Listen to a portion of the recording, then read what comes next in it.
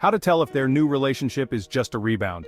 They moved on fast, too fast, and now your mind won't stop spinning. They're smiling in photos, posting couple content, maybe even calling it love. And you're left wondering, was I that easy to replace? How can they be happy so soon when I'm still healing? Is it real, or is it just a rebound? Here's what you need to hear. It might look like love, but not all love is real. And not all relationships are built to last. Some are built to distract. Some are built to avoid grief. Some are nothing more than emotional painkillers dressed up as partnerships. In this video, we're going to break down exactly how to tell if their new relationship is just a rebound, using real-world signs and powerful psychology. You'll learn what drives people into rebound relationships, the subtle clues in their behavior, and how to protect your own healing from what you're seeing, because their new relationship might not be what you think it is. Let's begin. What is a rebound relationship, really? Let's be clear. A rebound isn't just dating someone new, it's dating someone before you've emotionally healed. It's what happens when someone is still carrying pain from a breakup. But instead of facing that pain, they run from it, straight into someone else's arms. Rebounds aren't always fake, they're not always malicious, but they're reactive, not intentional. According to relationship psychology, a rebound relationship is usually formed because the person can't tolerate emotional stillness, is trying to avoid grief, wants to prove they've moved on, misses routine, not the person, craves validation more than intimacy, or has an anxious or avoidant attachment style. So on the surface it looks like they're fine. They're smiling, they're dating, they might even seem happy. But underneath, they're using a new person to bypass the hardest part of healing, the part where you sit in your pain and get to know yourself again. A rebound isn't about connection, it's about distraction. It's emotional outsourcing, hoping someone else will help you forget what you don't want to feel. That's why most rebounds don't last, because when the distraction wears off, the grief is still there. And now there's another person involved who was never meant to carry that weight. Now that we know what a rebound really is, let's break down the first major sign that their new relationship isn't real love, it's emotional survival. Sign number 1. They moved on unnaturally fast. Let's start with the most obvious and the most emotionally confusing sign. They moved on fast, too fast. 1 week, they were telling you they needed time. The next, they're in a new relationship, smiling, posting, acting like you never existed. And that shift, it hurts. But here's the psychology behind it. People who jump immediately into new relationships after a breakup are often trying to escape emotional discomfort, avoid grief, reclaim a sense of control, or prove to themselves or others that they're fine. It's not about you.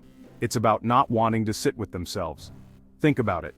Breakups are an emotional earthquake. They shatter your sense of identity, routine, and emotional safety. And instead of rebuilding from the inside, a rebounder looks for someone new to stand in the rubble with them. But that's not love. That's survival.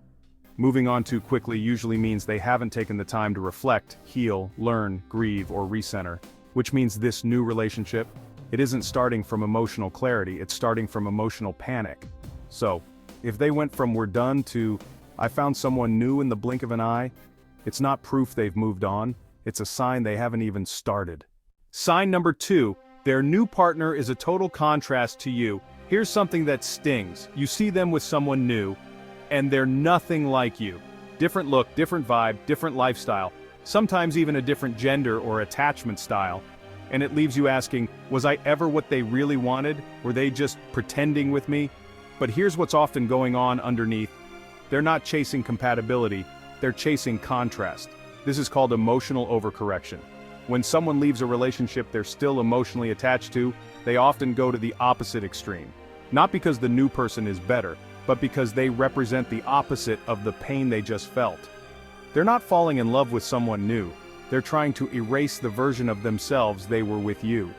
It might look like going from someone deep to someone surface level, from someone stable to someone exciting and chaotic, from emotionally safe to emotionally unavailable, or even someone wildly different in values, goals, or appearance. This switch isn't always conscious, but it's a way to prove to themselves, and sometimes to you, that they're different now, that they've moved on, that you didn't leave a mark. But you did, and this dramatic contrast, it's often evidence that they're still emotionally entangled with you, because they're still defining themselves in opposition to who you were together. Real connection isn't built on contrast, it's built on compatibility. So if their new partner looks like a reaction, not a reflection, it's probably not real love. It's performance. Sign 3, it's all over social media or totally hidden, so they're either posting cute couple photos nonstop, writing poetic captions about new beginnings, showing off date nights, vacations, matching outfits, or the opposite, nothing. Zero posts. Total secrecy. They're in a relationship, but you'd never know unless you heard it from someone else. And both extremes, they're red flags. Let's break it down. If they're overposting, that's not necessarily joy.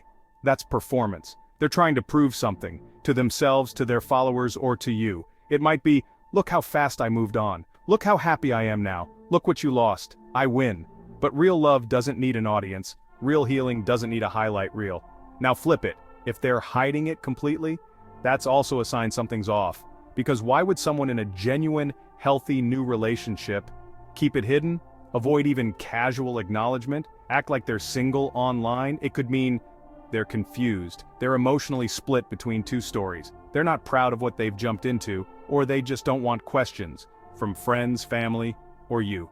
Either way, whether it's overly public or suspiciously private, it often reveals that the relationship isn't grounded, it's curated, it's reactive, it's being used for something else: validation, distraction, or control of perception. So next time you catch yourself obsessing over how they're presenting their new person, remember, loud love can be fake. Hidden love can be confused. Real love doesn't need to prove anything. Sign 4, they still bring you up, you're no longer together, they're dating someone new, but somehow, you keep showing up in the story.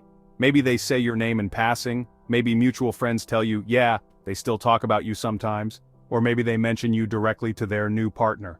Comparing, explaining, defending. Here's what that means. They're not emotionally done. Even if they've physically moved on, you still live in their thoughts. And in their words. And the way they bring you up says even more. If it's angry or bitter, they're still carrying unresolved pain. If it's nostalgic or wistful, they're still longing for what they lost, even if they don't say it out loud. If it's casual but consistent, you're still woven into their emotional identity. Psychologically, this is called emotional tethering. It's when someone can't fully release the past, so they carry it into their present, even when they're trying to love someone new. It's confusing for the new person, it's messy for them, and it's often devastating for you, because it keeps the emotional door half open. But here's what you need to know. If your ex is still bringing you up, it's not because they've moved on, it's because they haven't fully let go. And if their new relationship was solid, they wouldn't need to explain you. They wouldn't keep you emotionally present. They wouldn't use your memory to anchor themselves in something new. Love that's truly new doesn't need to be defined by the past. It just moves forward, cleanly. If you're still part of the emotional narrative, their rebound might not be as real as it looks. Sign 5, emotional distance with their new partner. They're in a new relationship, maybe even posting, going out, meeting families, but something's missing, you can see it, and maybe they feel it too. There's no depth, no spark, no real emotional intimacy. It looks like a relationship, but it feels like they're just going through the motions. Here's what's likely happening. They're replicating a routine, not building a connection. They miss the feeling of being close to someone, so they've replaced you, but not the bond. Watch for things like surface-level conversations, forced affection, lack of emotional vulnerability, no mention of the future or deeper plans. Performing closeness in public, but disconnected in private. It's what I call the playing house phase of a rebound. Everything looks right from the outside, but underneath, they're emotionally walled off, they're still comparing, they're not open, they're guarded. Because here's the truth. If someone hasn't done the emotional work to process their last breakup, they won't be fully present for the next relationship. You can't build new love while you're still emotionally tangled in the past. You can mimic it, you can dress it up, but you can't make it real, not without healing first. So if their new relationship feels emotionally flat, if there's no spark, no softness, no depth, it's not a reflection of your inadequacy. It's a sign that they're still emotionally shut down, even while pretending to have moved on. Sign number 6, hot and cold behavior. 1 minute, they're all in, posting cute selfies, flirting publicly, acting like this is the best thing that ever happened to them. Then suddenly, they go quiet, they seem distant, they pull back, and the cycle repeats. This hot and cold behavior, it's not just them figuring things out, it's usually a sign of internal conflict. Here's what's happening. They're trying to be in something new, while still carrying everything they haven't dealt with: grief, regret, shame, confusion, comparison, lingering feelings for you. So when things feel light and exciting, they lean in. It feels good, distracting, comfortable, but when things start to get real, when intimacy deepens or vulnerability is required, they panic, because now they're confronted with the truth. This isn't what I thought, I'm not ready for this. I'm still not over my ex. They might not say it. They might not even know that's what's happening, but their behavior reveals the emotional tug-of-war they're stuck in. And that inconsistency, it doesn't just hurt their new partner. It shows that the entire relationship is built on unstable emotional ground. Hot and cold is a symptom of a heart that hasn't healed. And until they do that work, no new relationship will feel right for long. Because it's not about the other person, it's about what's still unresolved inside them. Why it's not about you, even if it hurts. Let's be honest, watching someone you loved move on quickly, act happy, or flaunt a new connection hurts. Even if you know it's not a healthy relationship. Even if you see the red flags. Even if part of you doesn't want them back, it still cuts deep. You wonder, was I not enough? Did they ever really love me? How could they replace me so fast? But here's the truth that sets you free. Their rebound isn't a reflection of your worth. It's a mirror of their emotional state. When someone rushes into a new relationship right after a breakup, they're not saying, "You didn't matter, you were the problem, I'm better off." What they're actually showing is, "I don't know how to sit with discomfort. I'm scared to be alone. I need someone else to regulate my self-worth. I'd rather distract than heal." This isn't about you. This is about their fear, their unresolved wounds, their discomfort with grief, stillness, and silence. They didn't move on from you. They skipped the healing they owed themselves. You are not being replaced. You're being bypassed. Emotionally, not personally.